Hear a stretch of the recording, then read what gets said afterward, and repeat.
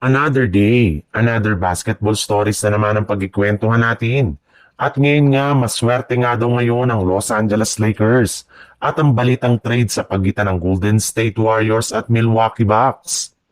Kagaya nga ng napag-usapan natin, bago pa man magsimula ang kanilang laban sa Lakers kontra sa Spurs ay inanunsyo na nga ng kanilang team na lahat nga daw ng kanilang mga manlalaro maliban kay Maxi Kleber ang available sa kanilang magiging laro. Yes, hindi na nga kasama sa kanilang injury report si Marcus Smart na inaasang makakasama ng muli sa kanilang lineup matapos ang ilang game niya na pagkawala sa team dahil sa pagtatanong nito ng back injury.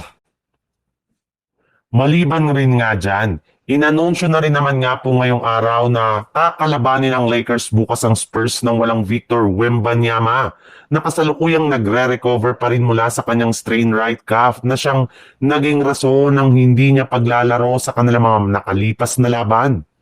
Kaya isang napakalaking oportunidad nga ito ng Lakers para madumina ang Spurs.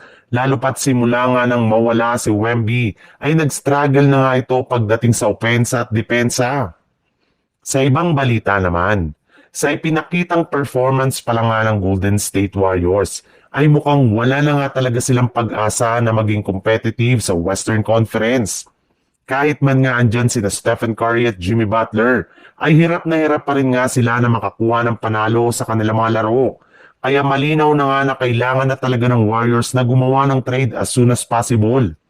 At kung sakali man nga na gumawa sila ng trade ay posible nga nila ditong i-offer ay walang iba kundi si Jonathan Kuminga na siyang nag-iisang player nila na may pinakamataas na trade value ngayong season. Maaari nga daw nila itong magamit para makakuha ng ilang malalaking pangalan sa trade market, either si Giannis Antetokounmpo mula sa Milwaukee Bucks o di kaya si Domantas Sabonis mula sa Sacramento Kings.